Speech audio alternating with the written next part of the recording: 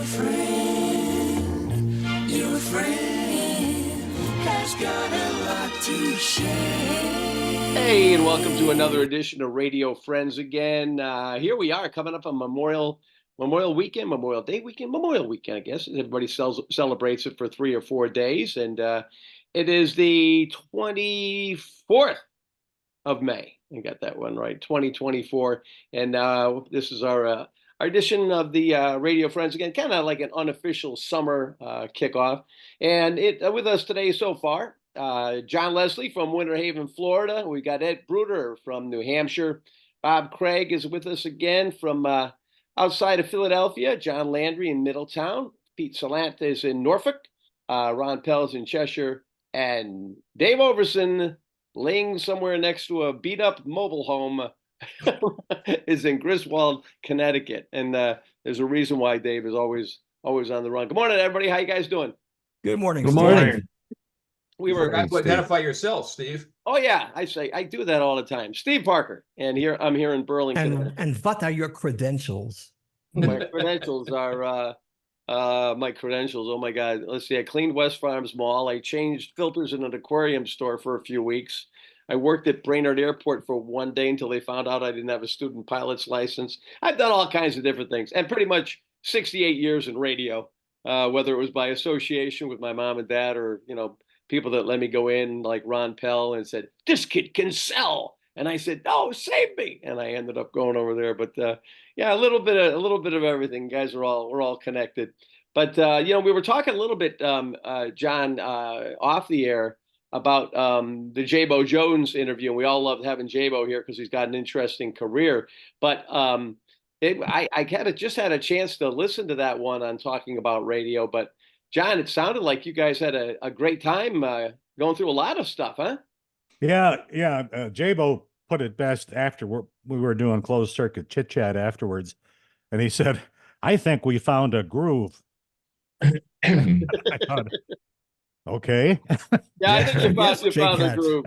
Yeah, I think, yeah, and that was a good one too. What you go about an hour and 15 or so on that one? No, it wasn't quite that long, about an hour and 5, I think. I try to keep them at 45. Yeah. But it hasn't happened yet. And how have you gotten sponsors to that? I mean, like, you got some different spots you have to break. We all want to know that. Well, it's kind of a secret thing that I do. I invite advertising agencies to listen. Mm-hmm. And I don't push them. And I say that, this is what we do. And here are how many people download these, and we really don't know what the figures are because it's rebroadcast on a whole bunch of online stations. And the thing that they like the most about it when I do the pitch is that I'm interviewing broadcasters who are on the air, and they get on their air and invite people to listen. And so all of those people hear the spots. Mm-hmm. And my deal with them is advertise as long as you wish, and if you get tired of doing it, we'll just stop it. So basically, it's a pyramid scheme. It is. Amway. Oh my God. Oh, Amway. The guy that Mr. Amway, whatever his name is, his place is not far from here. Rich DeVos or Jay Van I don't know. But my wife and I spent a whole lot of time riding a motorcycle all over the country. And then on weekends, we would ride around Florida. And we're going down this country road. And I said to my wife, who would build a country club this far out in the woods? And we went by it and we thought it was a country club. And it wasn't. It was the Amway home. Unbelievable. Yeah. Is Amway still out there, or did they finally disappear, or what? They're there. They renamed the arena in Orlando Amway Arena. Oh my God. Yeah, that was but that's incredible. Then once you start listening to your stuff, John, it really is it really is, as we always say, it's the 6 degrees of separation. Everybody. Yeah. I mean, a lot of it does have connections, in one specific geographical area, but then next thing you know, it's flying all over the country. I often wonder how many non-broadcasters listen. I can't imagine that it would be of interest Oh, to, believe me, to non-broadcasters. oh no, I don't know how many of you got, most everybody has somebody in their home with them, but I know that Angela just roars with laughter when she hears these stories. And she's not a radio person. It's just some of it is, I mean, listening to the Gary Berkowitz one that we are talking about, kids that hung around and wouldn't go away, I mean, Yeah. the fact that you have somebody like, um, Joe Cipriano saying, when he wrote in his yearbook, WDRC, and then the plus sign. I mean, these kids that, we talked about Connecticut School of Broadcasting. Let's face it, man, if there wasn't radio out there, God only knows where a lot of us, I know I'd still be at the mall probably, I am at the mall, where we would have ended up after all this time. But yeah, I one of the things I did want to ask this morning, especially before we get too many people, is how many of you, well, right now I don't know and have any of you met your significant other through radio? Yes, You did. Yes. Yeah. You did. both of them. At the same time? No, both of them. The first one, I'm, in deference to my two children, I won't say. But second one, her husband at the time introduced us. Huh? They were separating. And he said, "Hey, go talk to Pete Salant. He's got some jobs," because she was in radio too. And hey, the rest is 32 years of history. Well, so far. Congratulations. Thank you. That's amazing. Yeah. She was a DJ and a copywriter, production director in all kinds of places: Atlantic City, North Carolina, South Carolina, wherever her husband went. And he is a country consultant still now.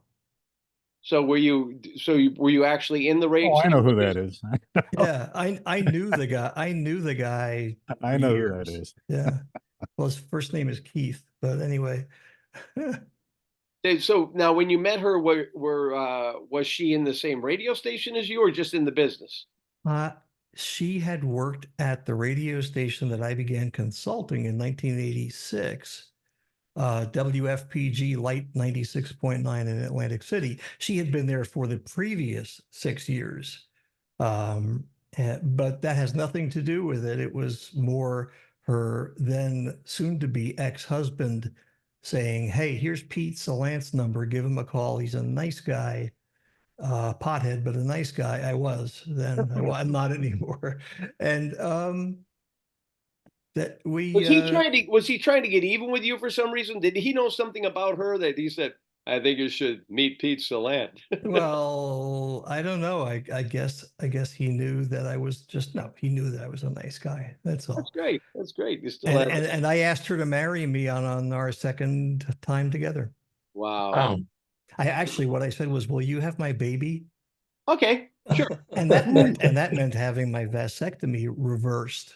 Oh wow. Oh, A 7-hour procedure as opposed oh to my God. as opposed to a 3-second procedure, snip. Yeah, So snip. I'm getting right. uncomfortable here. cross your Gonna legs. have to put a rating on this thing. Yeah. Oh my God. So and Bob, you did, right? I did. My wife, I actually hired her to do news at YZ. She called me from MAS in Springfield. She was working and they changed formats and all, and she was very disgruntled. Called and I said, I just so happen to have an opening for news because Leslie Hemig was leaving to go to the WOM, the woman station in New Haven. WOM, WOM. the one I owned in sequence. Yes. Leslie left. I hired her, and about a month or so later, I hired her without ever making any designs to date or anything. And something about these wonderful women with beautiful voices, right? That's it. Well, we started talking really about music, and we had a lot in common that way.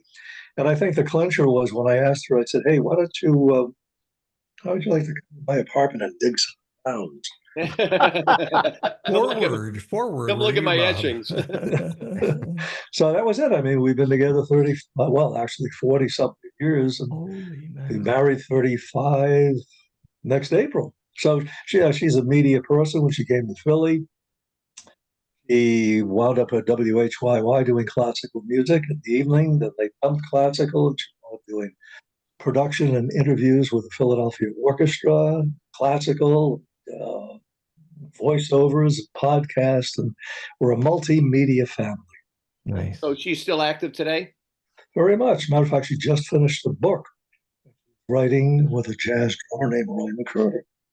And the University of North Texas Publishing is interested, and hopefully we'll get it out there in another year or so. So a lot of stuff that she's done through the years. In 1982, I was working at WNBF in Binghamton, New York as operations manager. I was hired as news director, and then the program director left, and I suddenly was promoted to operations manager. And Bob Close, who was the general manager of the station, ran it like a major market station. He had come from Philadelphia, from WFIL, so that's what his culture was. It was major market radio. So he ran it like a major market station. So I had a secretary, a real honest to goodness secretary who sat outside my office door and transcribed my memos that I sent out.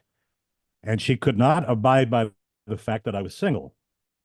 And she said, I have a couple of girlfriends, high school friends of mine who were in high school, and I want you to meet them. Well, she selected the first one as a matter of convenience for me because this first one was not the marrying type. She was the going out with a couple of times type. And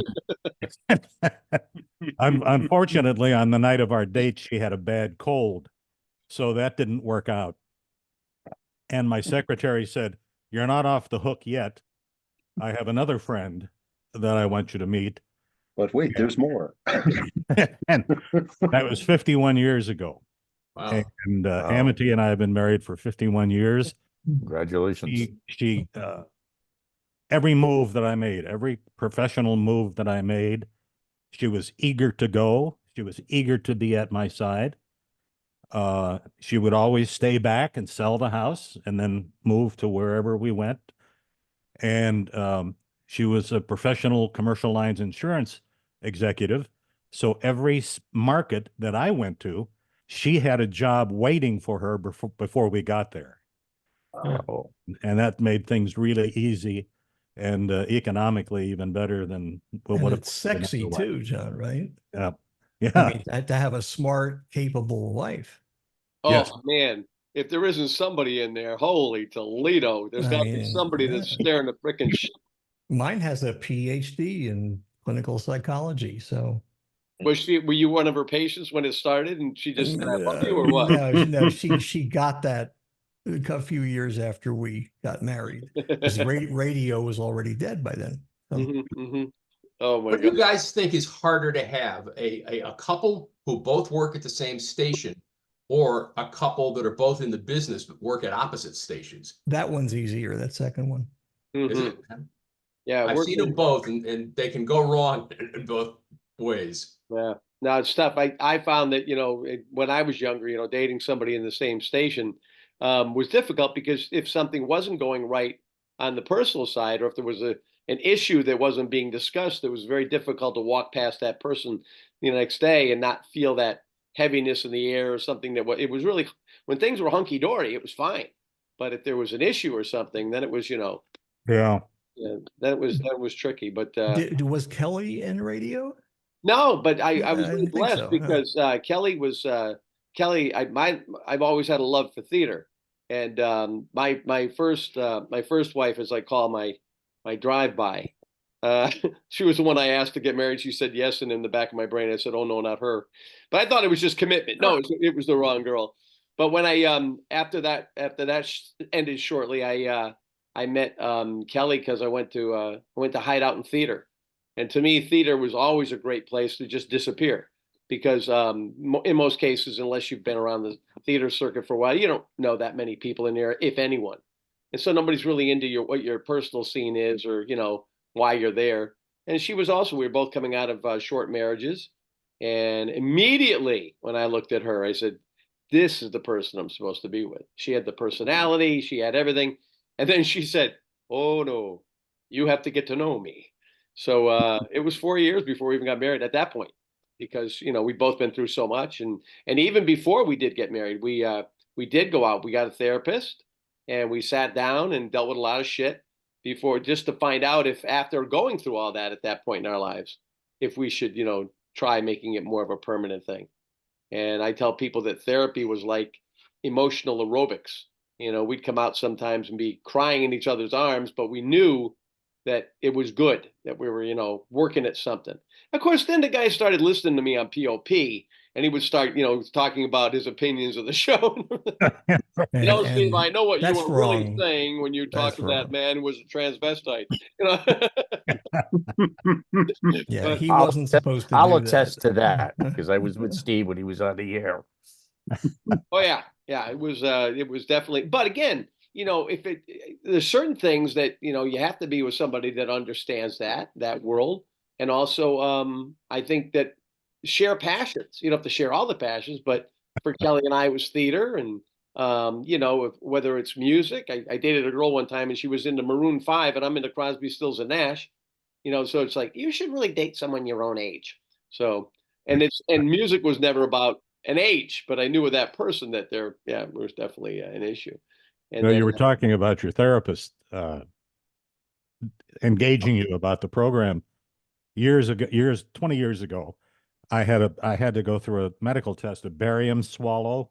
No. Have you ever had one of those? Yes. That cement, and it impacted, and it didn't come out. It stayed in my lower intestine. Oh, boy. And so they hospitalized me. I went to the emergency room after about 4 days of suffering, and they put me in the hospital. And every doctor that walked by, or every nurse that walked by my room, reached up in there to try to get it. Oh God. To pull it out.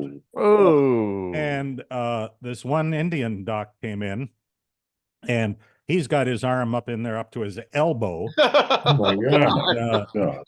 And, and so I'm going, "Oh God, get that out of there." And he says, "Pardon me very much for asking, but does the name John Leslie mean anything to you?"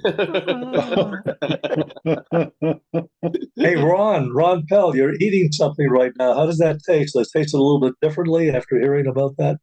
It's a Kirkland protein bar, and if you guys are into protein bars, especially after a workout, there's nothing better.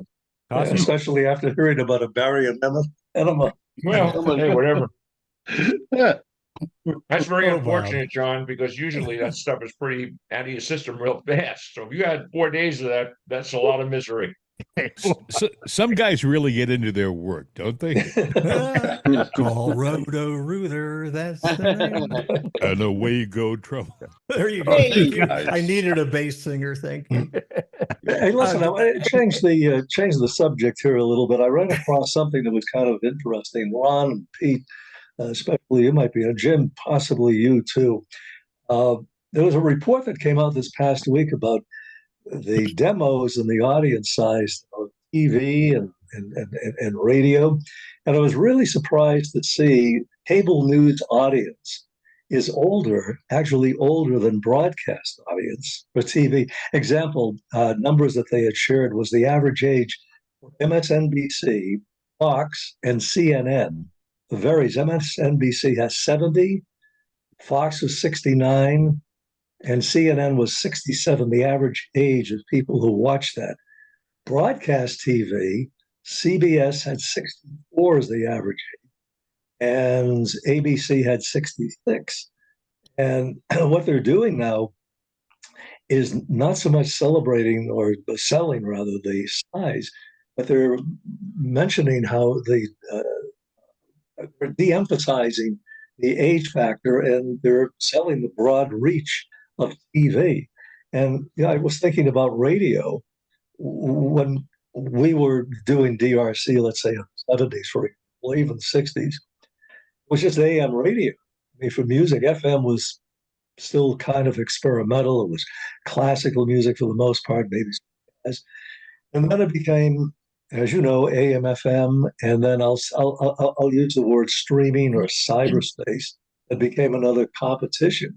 And now, when you start talking about video and streaming, you've got what you have your Spotify's for music and satellite radio and all this type of things, and everything that competes for radio as well as for TV. So if you had broadcast TV and then you had cable TV, now you add streaming to that. And it just seems that the older demos, the people in their 65 plus, are really the ones that are sticking with the broadcast out. It says kids are going to YouTube. alternate sources. Yeah, YouTube. Streaming, things like Well, that. They're not even Kids going. watch YouTube TV. That's YouTube TV trumps everything. Just Yeah. YouTube. Yeah, That's where and 25, millions 50, and billions. 25, 50 Fords are, they probably lean more to that younger side that Jim had mentioned. You know, it's interesting you mentioned TV ratings. If you add up, Fox kills everybody, by the way. Fox dominates cable ratings in that genre of news and information.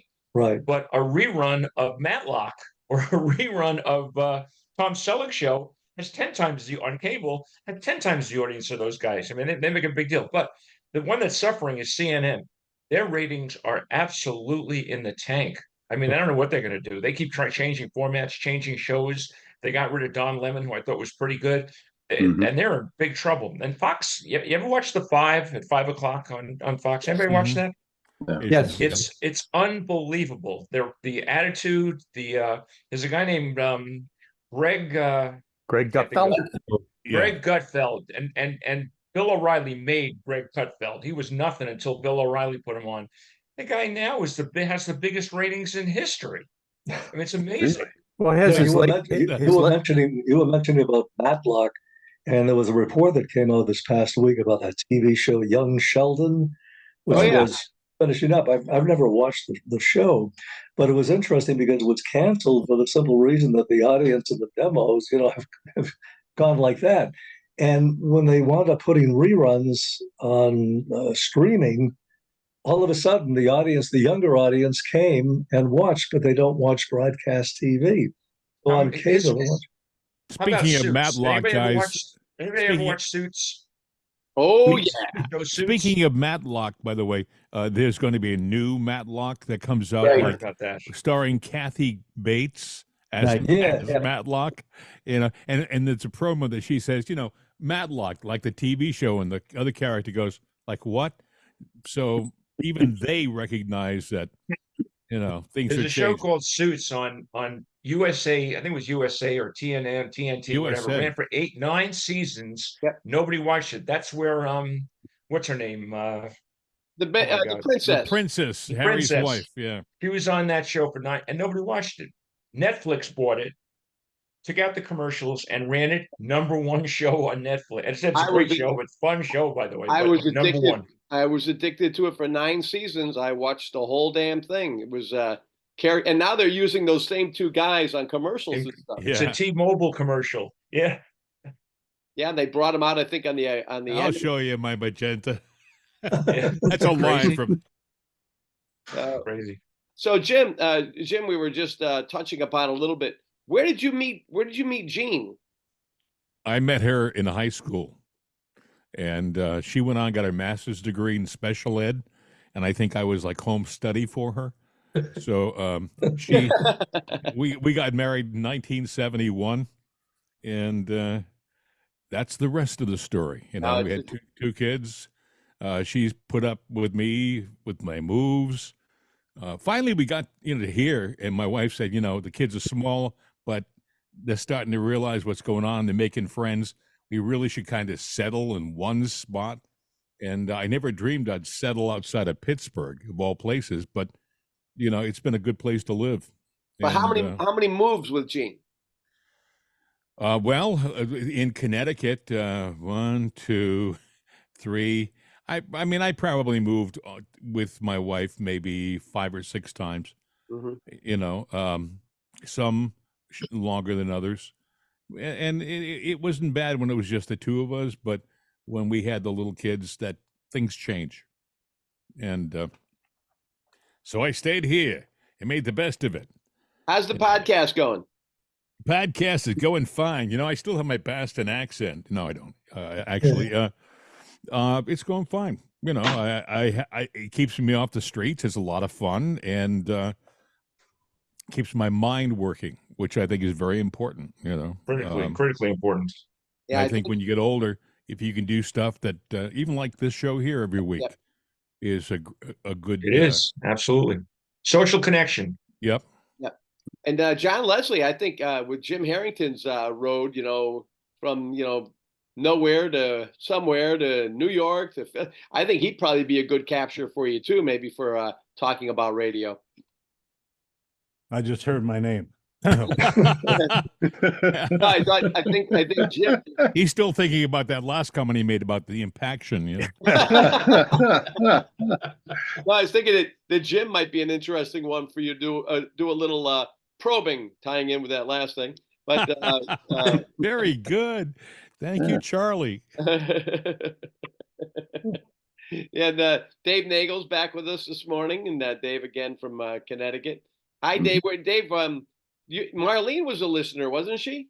That's how we met. Yeah, she was a listener. Used to call in when we were doing contests on JMJ, and then being a nonprofit, we did twice a year fundraising. And she came in to answer phones, and I met her on the phone bag because I hourly went out to check on the phone bag. It was in a different building, so I went over and I introduced myself and asked her out for coffee, and the rest is history. So yeah, we're celebrating 9 years of marriage in July. So yeah, it's been a great trip. Oh yeah, for the two of us. Yeah, both of you have dealt with a lot of health issues too, and I imagine being together has certainly made that road a little bit better.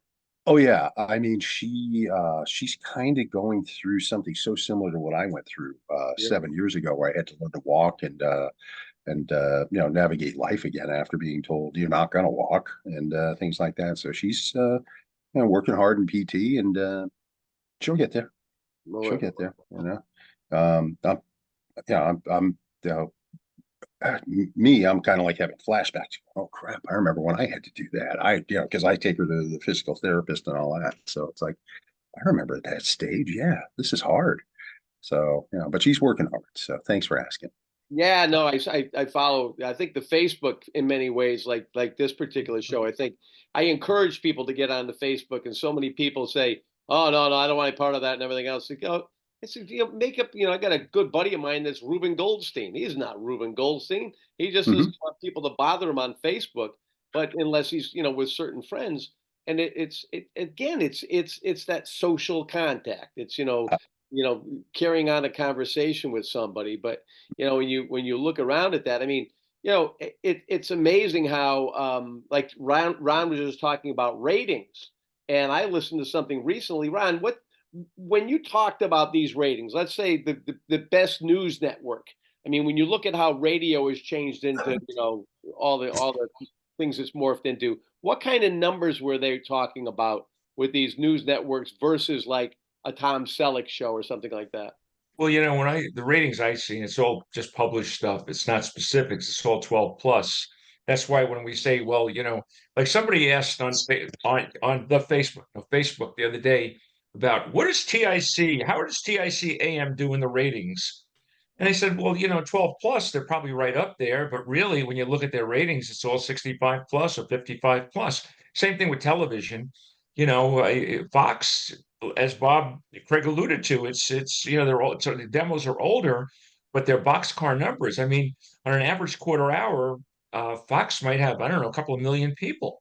Now remember, we're in a society where there's 330 million people in this country, so 2 million people is not a lot. But in the context of television ratings, that's pretty huge. And of course, that's how advertising is. As we all know, advertising is driven based on ratings and based on cost per thousand. So that's why Fox does so well. But I mean, they're dominant because, most people aren't watching Fox. They're watching reruns of Matlock or whatever, Suits, or whatever it is. So it's interesting that a lot of local television now is trying to make its mark with local news. Back in the old days, in the 60s and 70s, when we were all sort of based in the Hartford area, you might get news on television at noon, 6, and 11. But today, TV stations are doing 5, Absolutely. 6, 7 hours a day of local Okay. news. Starting at Cost. 4:30 in the morning. Yeah. Yeah. That's Cost. right. It's That's right. basically cost prevention. I mean, I know when I was at ESPN, they wound up running ESPN back to back from 6 o'clock in the morning straight up till noon. And you know, who's going to be listening to the same Sports Center show or watching the same Sports Center show, for 6 hours? It's cost. It's much cheaper Right. to run a studio show and then re-air it, and they don't have to get other outside programming, especially during the morning hours where there's not a Well, lot of viewers. And what drives the news is the weather. People yes, tune into local Right. news to find out what the weather is. yeah, The all news radio stations the same way. It's traffic and weather. Otherwise, the top of the news all the time here in Philly at KYW is who got shot.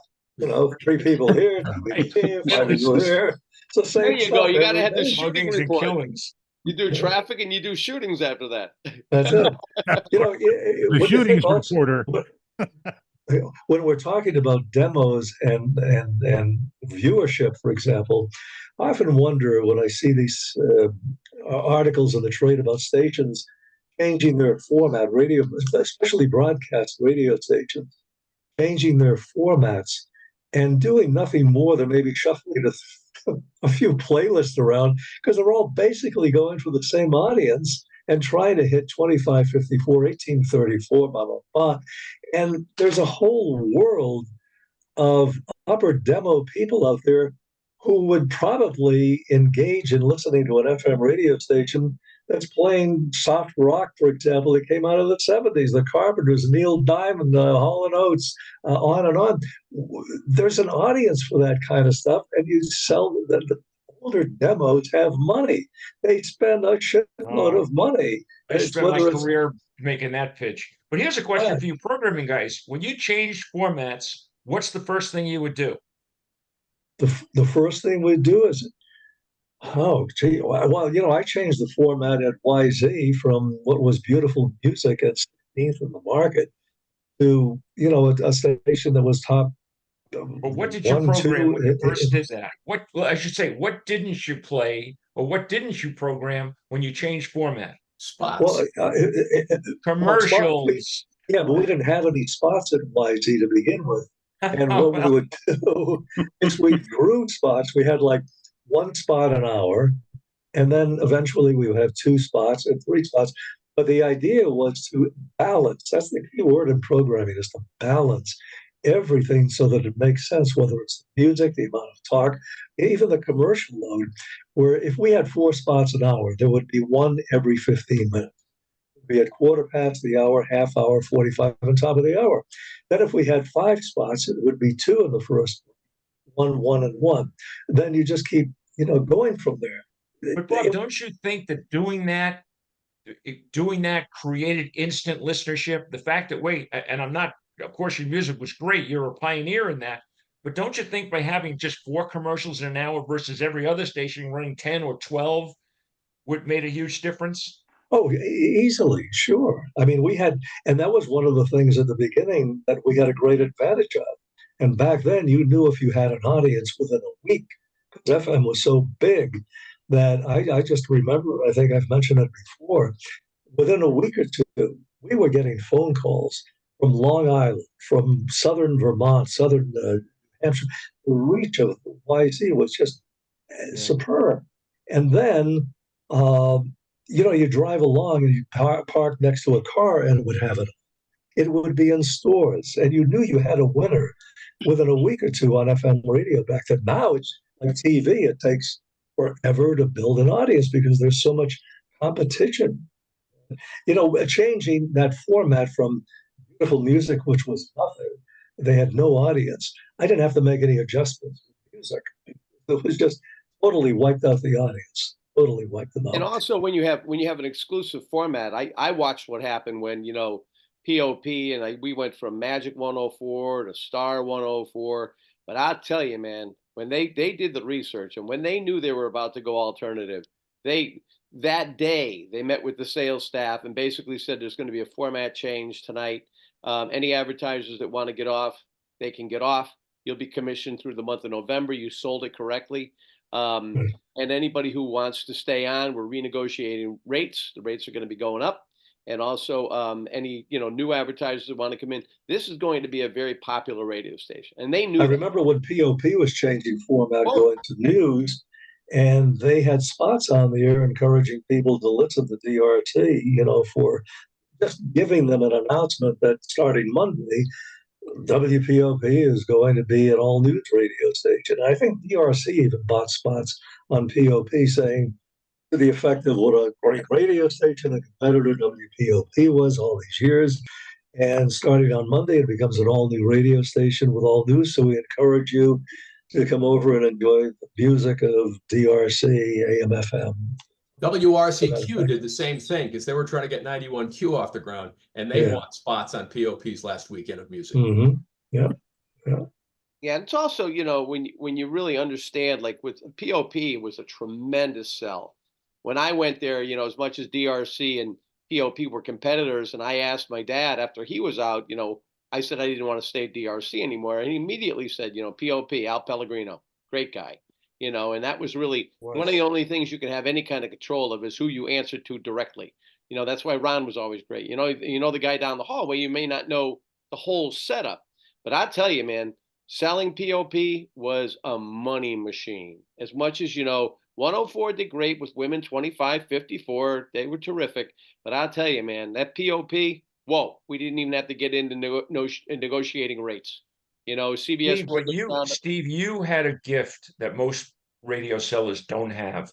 Everybody relies on the ratings. You were the one guy who I always said this about. I said it before. You didn't sell ratings. You sold concept. Oh, yeah. You sold creative. You sold a spot. You sold how it's going to impact the audience, how the sound of the commercial, what the commercial's about, the creative aspect of it. Ratings never even entered into your sale. And that's why you were so good at it. Well, thanks, Ron. But I also found out that when I had no account list except for the friggin' yellow pages, that's about all you can do.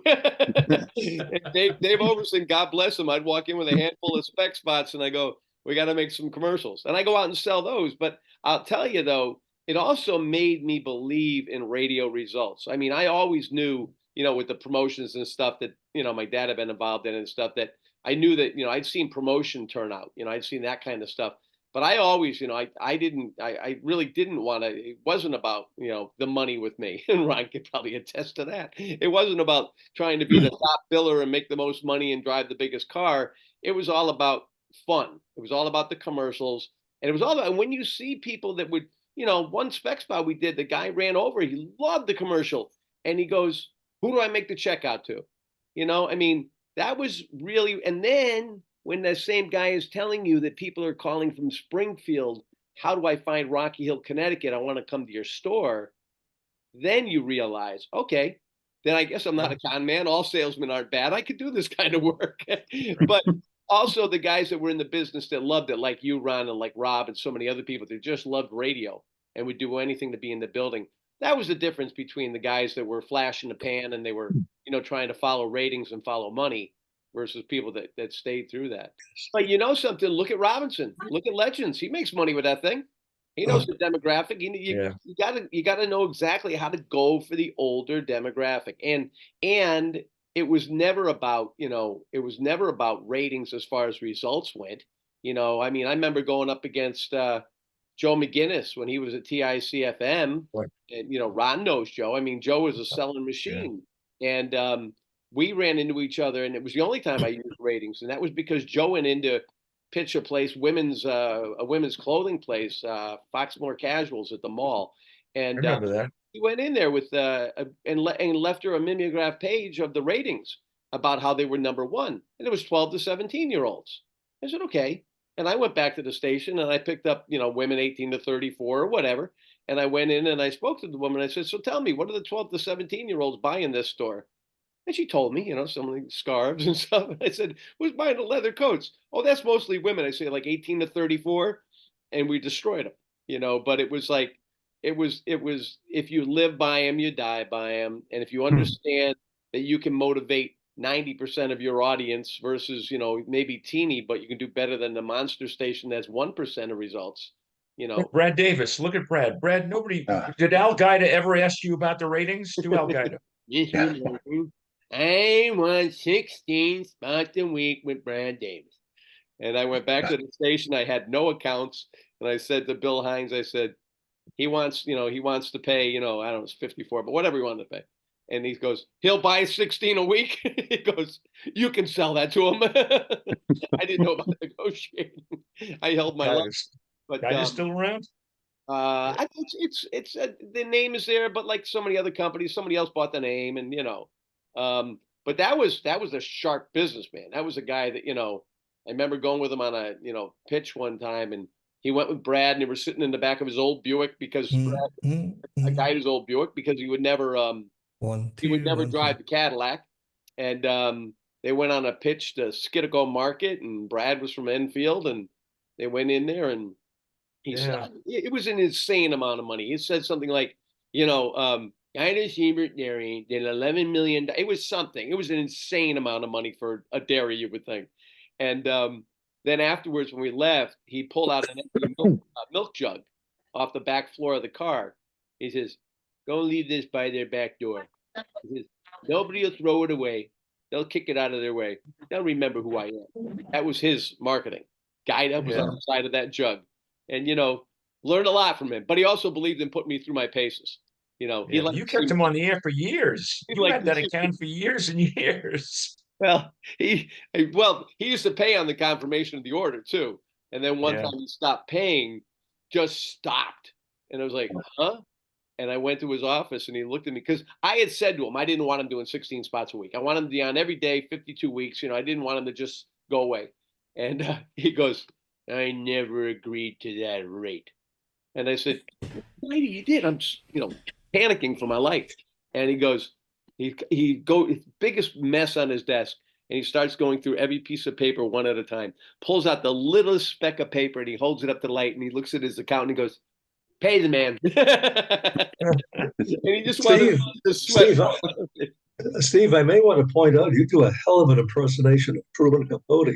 It's Al Qaeda. Oh, well, Ron, the first time Ron met him, he realized that I could nail the voice.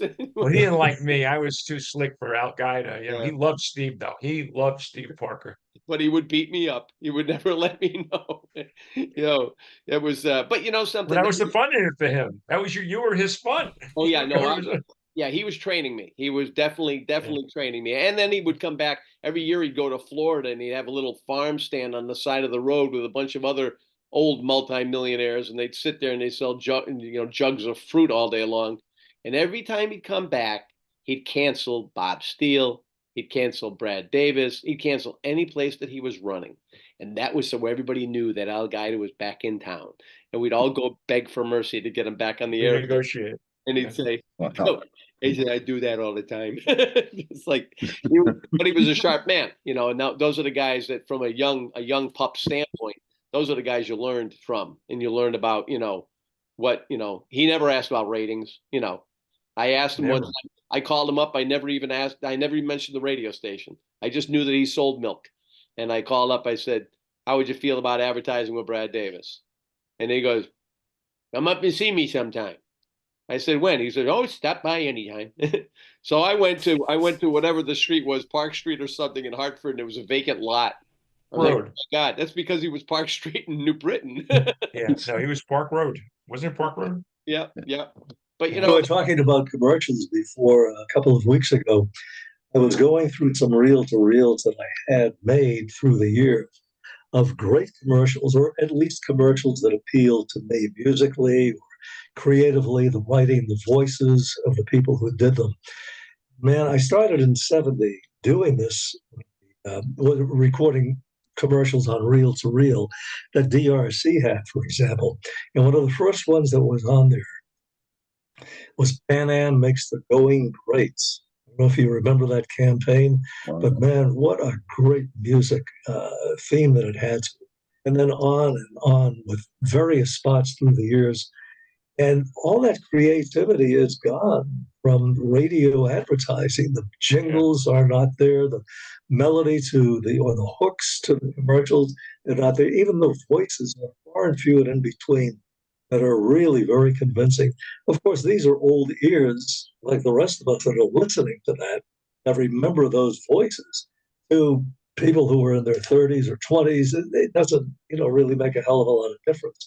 We were watching that movie of Jerry Seinfeld's a couple of weeks ago, Unfrosted. Unfrosted, yeah. Very I funny. don't know if any of you have ever seen it, I did. but I said to my wife, I said, anybody who was under the age of 40 or 45 who was watching this, they're not going to get probably A lot of the stuff. most of the stuff that they're Yeah. coming up with lines. Because these are Right. things that, just happened years ago. So it is getting back to the upper demo thing.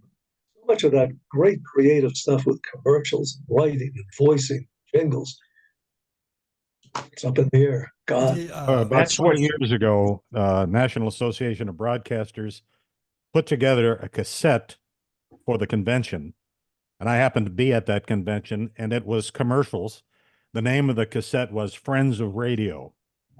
And it had the best radio, not old time commercials, but just the best commercials. And one of them that I will always, and I wish the tape is now long gone. I wish I had it. One of them on there was the National Bohemian Beer. They sang the label, just the words on the label of the beer bottle to a real catchy tune. And it just hung in there and hung in there. That's it. That's why jingles work. Yes. Did somebody say jingles? Yes. Yeah. Oh my God. Yeah. When I was selling at DRC, Charlie. That's what I'm hearing in one side. There you go, Pete. Thank you. Peace the Land Radio Orchestra. No, A lot of stations had copywriters, bigger stations, and we had Charlie. And if I was stuck, if I had a spot to do and I was stuck, I'd just go down the hall to Steve's dad and say, "Hey, Chuck," I used to call him Chuck. I said, "I got this client and I'm not sure." And he would like instantaneously come up with a line or a concept or an idea, which was like we called them spot starters. And Charlie was he was like another salesperson on the sales department. He was the creative force, and he would give us ideas, and that we turn that into good spots. Because Bob Craig, you're absolutely right. Today the spots are all 15 or 20 seconds long. It's just a stupid Ron, announcement. They just pack them together. It's garbage. Charlie had a line for the world. He I did. mean, everything. Everything. Speaking about that, have you ever heard the spot for Wesley Financial Group? It's on usually on television, and also SXM radio. There's a guy who's got a Southern accent. Brant Cardone is his name. Brant Cardone. He's a billionaire, by the way. No? No, that's not his name. No. Well, it might be, but he can't pronounce anything. Have you ever heard of a timeshare? I'm sure. Timeshare, and he's selling timeshare money to get out of your timeshare. Oh, yeah, the You cancellation. give my office a call. Yeah. Put you on to become a client. Yeah, I've heard that. Why did I Yeah. put that on national your eyes television? Easily, it crossed. attracts attention. You got to remember, it's memorable. The whole idea That's of right. Sure. It to be is. memorable. It's annoying. Hey, Love say those, hello to the little- betting barn guy, okay?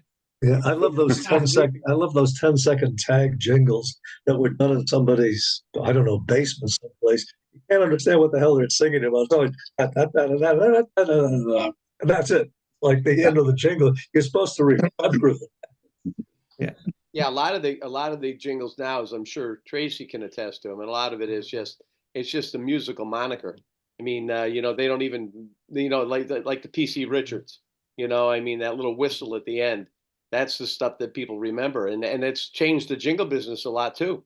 Very few people look for full sing anymore. They just want a certain positioning statement. Maybe they want you to sing that, but I'll tell you, in the last few years when I have done jingles, I mean, you're not going to get a little whippersnapper at an ad agency somewhere to get the concept at all. But when you sit with somebody that owns a business, and they're interested in having you sing about the name of their business, that's magic. They don't care where it's going to be played. They want to, they are thrilled that somebody has made a song out of their business. I'm sure you remember the Schaefer beer commercials. Sure. One beer to have when you're having more than one. You got it. It's another piano for the loud. They had him on a retainer. There was one time that they had a spot on for Schaefer.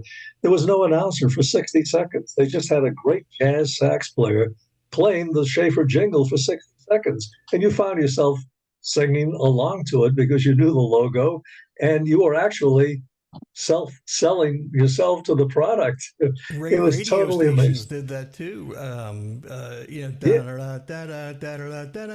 That's right. Yes. We had one at POP. Do you remember the In Crowd? The Ramsey Lewis record of the In Crowd. Yeah. There was a jingle that just played like Ramsey Lewis doing the In Crowd. They dropped the logo in of WPOP. And it went for like 2.5 minutes. Yeah, PM Series 30. Let me know. I'll put it up online for you guys. Yeah, I'm sure you have it, Tracy. You know what you don't hear, guys, you know what you don't hear anymore? You don't hear any humorous, really funny spots anymore. Dick Orkin stuff. The humor today Dick Orkin died. Yeah. You know, they used to be, when I was a kid, there was Nichols and May, and they did Narragansett Lager beer commercials, and they were hysterical. I mean, and they were so old, it was black and white cartoons for the characters on TV. Oh, wow. And but they were funny. You know, their slogan was, "Hi neighbor, have a Gansett." That was Narragansett's, "Hi neighbor, have a Gansett." Well, at the end of the commercials, "Hi neighbor, have a Hansett." Sorry. They would blow their own slogan. And you don't see funny spots anymore. You know, I mean, what they consider humorous, the closest, they try to sell us on, for example, that Limu spot. Every so often they'll do something clever. Like they had one young guy who was pretending he was auditioning for the spot, and he was stumbling and bumbling, and it was funny. So they did the second one about a year later, you know, with the same guy, and it was okay. But it's like there's no more creative in the creative departments. Yeah. At these, and you know, I had the opportunity a few years ago for Luxmont and Green. They were looking for a voice that would get people past that threshold resistance, and that was Bob Green. That was their dad. He loved radio, and he thought radio was 10 times better than television. And I recommended Dick Orkin and the Radio Ranch, and I had no idea who he was or anything else. I Googled Radio Ranch, and later on that day, I got this call, and yes, is this Steve Parker? And I said, yeah, is this Dick Orkin? And he goes, I am his mother. and it actually turned out to be his brother, Sandy. And the interesting thing was, I think it was insane. They said, you want to know why you don't hear us in Hartford, Connecticut? I said, why? The average price of a Dick Orkin commercial was like $40,000 for a radio commercial. It was insane. Then he was in the Hall of Fame and everything else. But they said, we would like to work with you. And we bought, they negotiated, still spent a ton of money, but they saw the value in it. But you can't even touch the copy. They run, they run auditions for the talent in the copy. And we were having like a brainstorming session, and I was in Green's office, and there were like 2 or 3 different people. And then the Radio Ranch was on another line. And he said that they were worried. Are we going to have Dick Orkin? Is Dick Orkin going to be on this commercial? And I said, is Dick Orkin in the room? And you hear, I'm right here. And then you hear this woman go, we've got him wrapped up in gold paper. And they were so joyful. And even when everybody went to 30-second ads, there was an article out somewhere that was, I think, written by Dick. And it said something like, it's the creative, stupid. It's like, understand, even if they cut it down to 30 seconds, but I'll tell you, that commercial never talked price and item. It was just theater of the mind. Remember Stan Freberg and the maraschino cherry? And everything. Orkin did a series of commercials for years, here in Philly for Keystone Motors, a Volvo dealership. And they were so creative, so funny, so dry that you had to listen to it. And again, the idea was not to sell the particular car. It was to get your attention and, go from there. That's what they were all about. A lot like Freebird. Years ago, when I was president of the New Hampshire Ad Club, we brought Dick Orkin in to be one of our monthly speakers. Oh, wow. And he sat in on the radio station that I was working at for half an hour that morning. It's one of my prized possessions is that tape. He was just great. All ad lib, no script, just off the top of head. That's He was the guy with Chicken Man, wasn't he? Yeah. And he was everywhere. Everywhere. Yeah. He was also the Tooth Fairy. Now you were the original voice on KDKA. I actually turned the transmitter on. Okay, well, he was after that. Yeah. So, I was in the okay. old East Westinghouse building, with the wires. So and you stuff were like 20 that. and it was 1902. Yeah, I worked at KDKA. I worked at TAE when they were a rock and roll station. You're kind of owned like by Chuck Hearst. Martin. Where didn't you work? That's true. I mean, I couldn't hold a job for no, really. As soon as they found out who I was, The voice here's of the door. So when were you on TAE? From 84.5 to 88, and they changed formats. I actually drove them to a new format. You're on the old one. Me, Hey, Jim was Chuck, I noticed that Russ isn't back this week. You think you scared him away with the money that he owed? Yeah, he's probably out begging for it on the street. He got to get my $20 back. I'll never see it, Steve. And Lord knows everybody needs $20 right now. So Tracy, are we? As far as the stations go, are they still looking for jingles? I've had people say, "Oh yeah, we can't afford anything like that." Are they looking? Well, listen, I know that, and Pete would probably know better than I would because he's probably talked to John more frequently. I mean, the people are still buying this stuff. TM is still doing sessions regularly. But, the problem is they're trying to do trade. And, how much trade do you have to do to get jingles, number one? And number two, some of them have deals, national deals with like Real World. And so every jingle on every station in the market is the same company, the same jingle. It's just, to use a John Wolfordism, it's more drums and call letters. Which sounds like a solo vocal with effects on it, usually a female solo vocal, and they all sound exactly the same, which is what the 7-voice regular jingle used to be accused of doing. So, they all sound the same, KHJ, KFRC, they all, but they didn't sound the same. Well, the original Pam's vocals were 4 styles: the Kirby Stone 4, the McGuire sisters, the 4 freshmen, and I forgot what the 4th one was. And I remember McCormick from WLS said, "I don't want the Moon Maids singing my jingles," and he wasn't wrong. But they had to modernize the sound. Was it the high? Was it the high lows? The other high lows? Yeah, that was probably the 4th one. So Kirby Stone 4. Kirby Stone 4. Which one was the Trella Hart? Remember her? Well, there you go. Well, Trella was great. Alive and kicking. Got to give her credit. She's still alive and kicking. Wow. But alive and kicking. Wait a minute. You say alive and kicking? It's wrong. And the duck will appear. The funny thing about a Trella Hart is she had such a distinctive voice. I mean, you listen, I started listening to the radio with WHYN in 1966, 67, and they were running Swizzle and Fun Vibrations, which were the packages she was primarily on.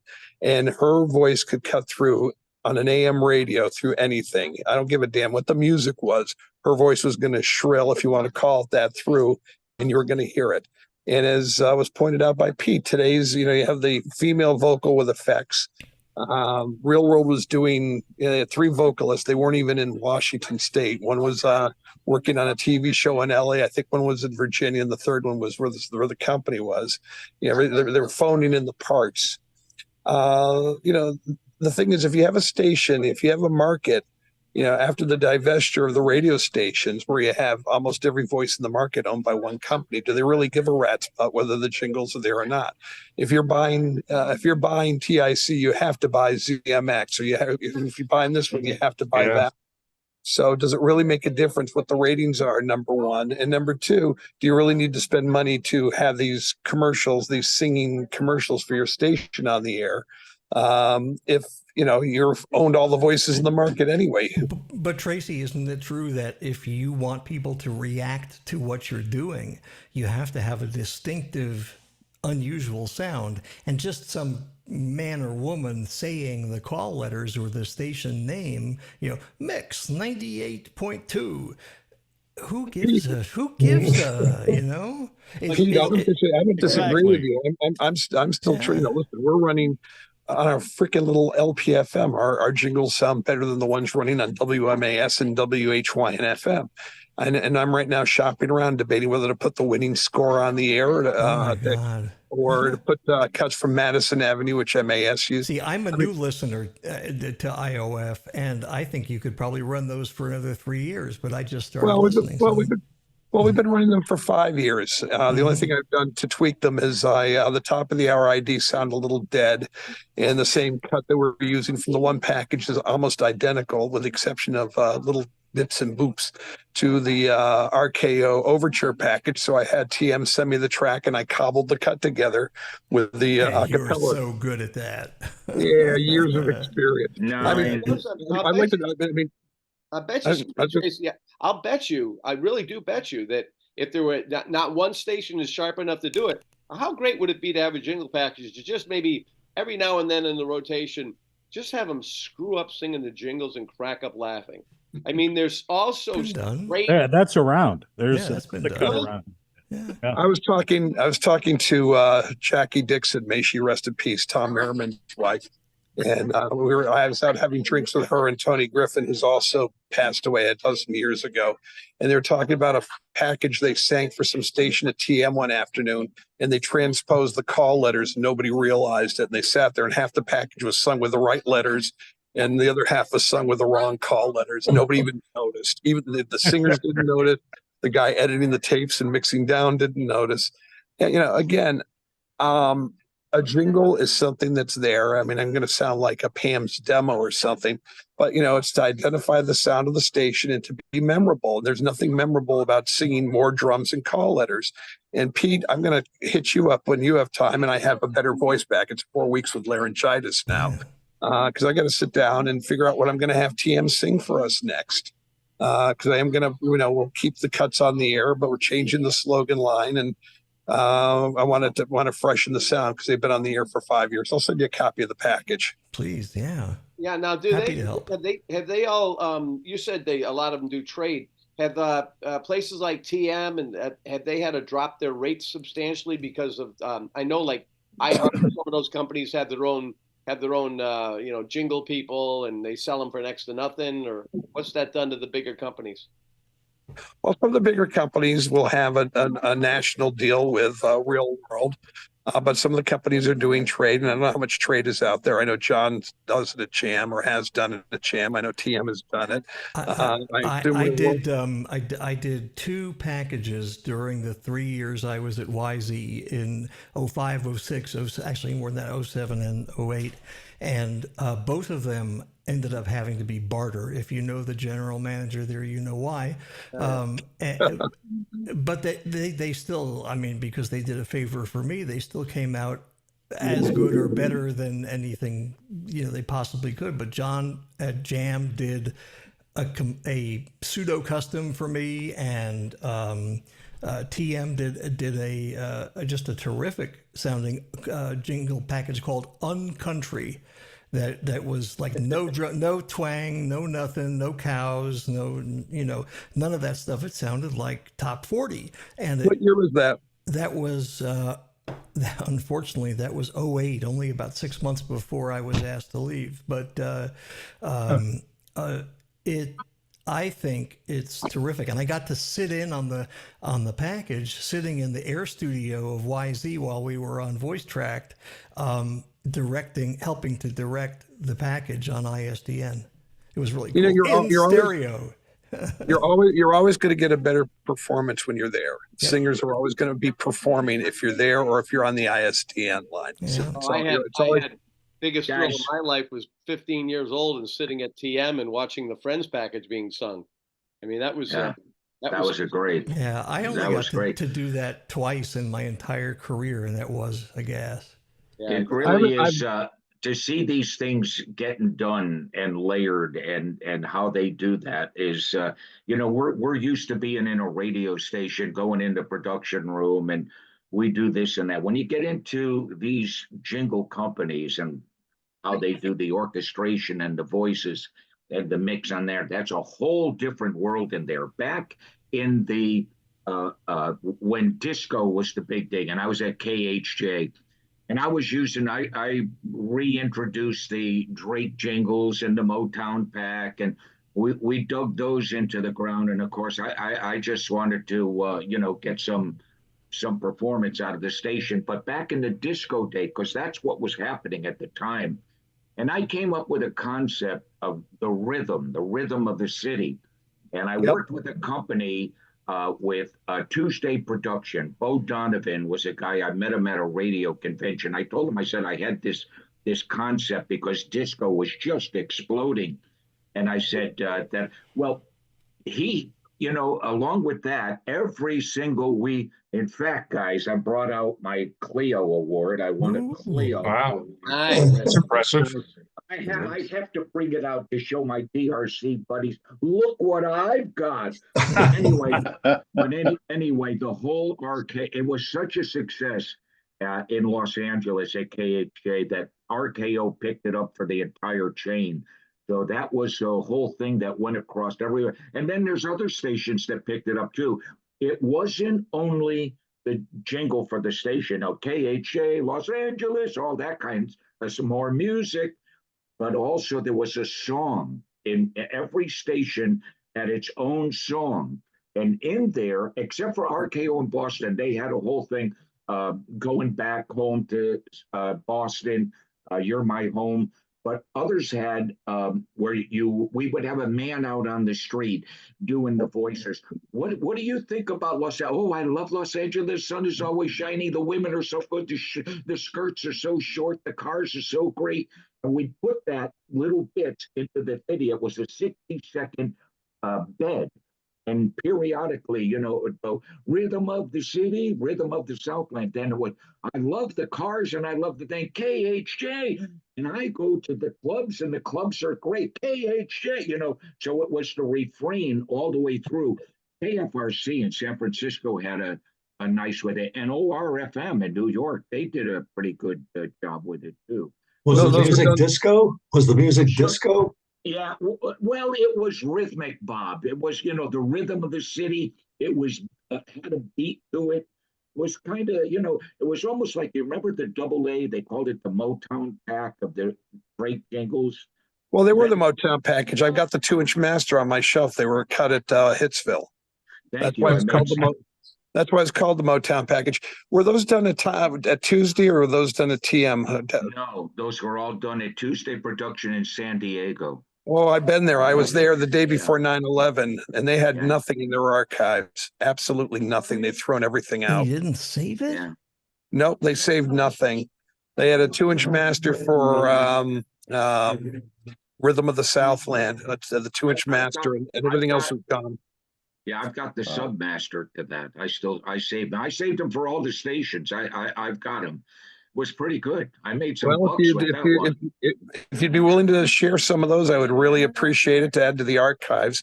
You know, TM did a thing called Rhythm of the City also. And there's the top of the hour ID from floating around for KHJ with what's his name? The cartoon. Paul Frees.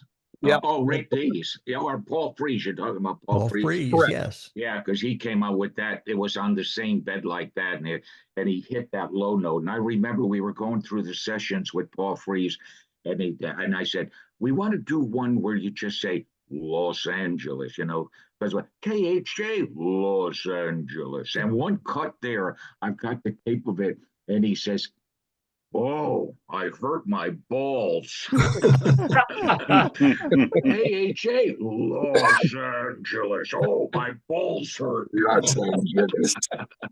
I got I think the Clio's impressive, but I got the Benny. Ah, Oh, yeah, you do. There it is. There it is. Okay, let's talk Are you all about set? Okay. Yeah, that was always on top of Chuck's Victrola in his office. Jim, is that an Oscar? no, it's the older telly. They had when they had the tellies initially, they looked like the Oscar. So Oscar sued them. and now Funny. and Funny. so now Oh, where'd he go? He's He's grabbing something here. now they look like this. Oh, Yeah. there's your But I have name both. dropper for you. There's your name dropper. Now I have so much dust on these things. My God, it's amazing. You know. Yeah, I had to come out and show it off to my DRC. Yours boys. looks a Clio is impressive. Look Damn what I straight. got. Yeah, all I've got is a box of WTIC plaques that we're going to throw in the dumpster. Oh God. Yeah, it's funny. Chuck, who did the KHJ? It was Johnny Man Singers? Well, Johnny Man, yeah. Sure, and they cost us a fortune in LA. The bigger the market, the more you pay, and the yearly, rate to that. My God, we paid. That's another reason why I wanted to get into to cut into my programming budget. So, we paid a fortune for those. We really. Well, the original Drake jingles. I'm going to go off on a tangent here, guys, for a minute. That's okay. The original Drake jingles were cut at Western Sound in April 1969. I've got the original 1-inch multi-track sitting on my shelf up in Springfield, and then they did the Motown package, which is cut at Hitsville, which is why it's called the Motown package for those that didn't know. And then they tried the Joseph Cuff came out with a thing that he tried to do, Image 1 and Image 2. I don't know if those were used on KHJ at all. I've got the multi-track for Image 2. I didn't think they were used there. And are you saying the originals? Is that like the acapella, more music, or was that before that? The original acapellas were done thrown on the air, and then they did the sung package, the dun dun dun 93. Right. Those are the ones they did it without the tracks. tracks. In '65. Yeah, they were when wasn't KGB the first one to use them, but anyway. Yeah, they did that only because the musicians were on strike, so they had to do something. 136 KGB. That's right. That's the one. I have some of that stuff, but not all of it. I mean, fortunately, we rescued a lot of that stuff from the dumpsters, and we went into KHJ. Don Worsham went into KHJ after they were Hispanic and dubbed whatever was left there off the multi-tracks. The only thing we didn't get was their country package. We wish we were country, or wish we were cowboys, or whatever. No, we all grew up to be cowboys. That's the only package. It was a multi-track there, and we didn't get a copy of it. Did you ever hear the Johnny Man Singers albums in the early 60s? Oh, yeah. Sure. Before they became, the Johnny Man Jingle Singers. You could pick up some of that voicing in those albums, but strictly when they did the acapellas, that was such a unique sound that they had for those voices. Sue Allen was the female vocalist on that. If you go onto YouTube and search for "I Love Lucy," Sue Allen, there's a thing where they have the singers, including Sue Allen, singing behind Desi Arnaz on a film transfer on YouTube. Did you ever hear the Jays with Jamie? Yeah, I put a demo of it up. If you, by the way, and not to do a plug here, but I will. If you go onto Facebook and you go to Media Preservation Foundation, and I put up stuff there. I'm putting up stuff from John Lund now, and I just put up a Jay with Jamie's demo in the last 2 or 3 weeks. I'm starting. Yeah, the Jays with Jamie. They actually put out an album that on one side had them singing standards, and on the other side had them singing jingles. And they did stuff like Northwest Orient Airlines and things of that nature. Beautiful stuff that they did. Yeah, there you go, Pete. Yeah, like I said, I put the demo, which I found in John Lund's tapes, up on Facebook in the last few weeks. You have that? You have that record? Go onto Facebook, add yourself to Media Preservation Foundation, and it's a SoundCloud link. Because I have the actual album that came. It had an album cover. and it's prime mint biscuit that I have. Well, I may impose on you if you ever have a turntable and a computer set up to get a copy. I mean, a lot of this stuff is floating out there, but people don't have the technology to play it. You know, how many people have reel-to-reels anymore? Pete's got everything back there. Chuck, Pete can play anything. He's got the wrecking? I can play it. Did the Wrecking Crew back the Jingles? You know, the Wrecking. It was at Western Sound, right? So did you can hear them talking to Hal Blaine in the sessions. Yeah, it was Hal Blaine and the Wrecking Crew. Yeah, it was Hal Blaine and Carol Kay. Yeah, they did the and I think the tracks are written by Jack Nars. Is that his name? Jack Nars was a game show host, but not him, not that guy. I'm trying to think of the guy's name. I know who you mean. Yeah, but I've got Pete Salant's Christmas album that he does all the instrumentation to on the keyboard. Christmas carols from a Jewish boy doing Christmas. There it is. That's a collector's item. There it is. That's in my collection. I'll pass out copies when Christmas is coming. I'll pass. There you go. Yeah. I'll be looking for my copy, Pete. Yes. Yes, and it's called A New Salant on Christmas. A Jewish guy plays Christmas songs. Yes. All right. Hey guys, hate to break up. Overson's starting to twitch here, so let me. Let me. I'm gonna. I know some of you guys can stay, some of you guys can go. I'm gonna shut it down. And then look what I got. I'm sitting outside of NASA Coliseum. I'm sitting outside of NASA Coliseum waiting for somebody, so I'm not going anywhere. One last question, Tracy, before we go. Oldest jingle that you have in your archives?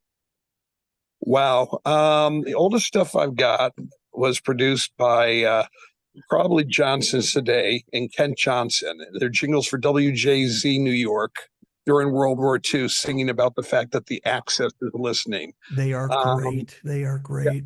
I mean, I remember Russ DeBello came to the house and got on the phone with Howard and almost had an orgasm trying to, you have to release these to the world. And of course, Edie Sadeh was alive and said, "You give out copies, I'm going to come up and finish off what the Moyle started." So, but they were on 78s, and we released some of them when we put out the book on the history of jingles, which we had an accompanying CD. And they're really neat. I mean, there were three different reels of them, and now I can probably give out some of the stuff. It's a little bit of it floating around. I had Ginger Croom Johnson, who wrote "Nickel, Nickel, Nickel," the first nationwide campaign for Pepsi. His widow just died at 105, and she gave permission to give out and to use the stuff after she died. So now that she's dead. We can, and they created the Westinghouse and the color logo for CBS and the ABC dun dun dun dun dun dun dun. It's kind of like Fun is Big D in Hartford logo. Yeah, how about Stay This Weekend where the fun sound is Saturday, Sunday, WDRC. You want me to put up a copy of all those? Oh, I can put up a copy of all those. I put the carts up a while back for the station production, but if you want a copy of the 27 master, I'll give you a copy. Beautiful. Awesome. Hey, what's the name of the book and where do we go to get it? The book was The Hits Between the Hits, The History of ID Jingles, written by my cohort, Don Worsham. I have a copy right behind me here. And if you go to jingles.org and you're in the U.S., we won't sell it outside of the U.S. because it's like $40 to ship the stupid thing. It's jingles.org and just hit on products and it's right there at the top of the list. WDRC in Hartford. That's even older, the capital region of the Northwest. Next state. What's the one we're working on now? Radio Friends Again. Radio Friends Again. I guess we got. Well, I want to do the and Dave's probably having a nosebleed over there somewhere. I want to do the he's using that your friends. I want to have it as a Radio Friends Again, and then have a second. I'll write the chart if you get it sung. I'll get it sung. TM will do whatever I want. They'll do it. So. Oh, you guys are awesome. All right, let me shut this down. I just want to listen before you go, guys. Look, one more time. One more time. That's Yay, Chuck. our favorite our favorite radio Can I friend see it again, today, Chuck? dedicated to Cleo Martin. It was very nice. love it. All right, and we're going to do this again. Cleo Martin. We'll do it again on June 1st, guys. So again, hang on if you want to talk backstage or whatever. But I'm just going to get off of this. So Dave is just going. All right. So Dave knows he has a lot of work here. So God bless all of you. Thank you so much, and we'll see you next week on June 1st for a great another summer edition, because now we're going past Memorial Day. Everybody. Remember what the holiday is all about. And speaking of which, let's remember our, Broadcast Foundation of America? I think do I have that right? Yes. As far as BFOA. Yep. let's remember our guys and women out there that are having a tough time, and all of the men and women that have gone before us that are no longer here, as Memorial Day about the ones that gave it all. And a lot of the guys and women have given it all to this business. So let's remember what Memorial Day is all about, and the land of the free. Thanks a lot, guys. Your friend has got a lot to share.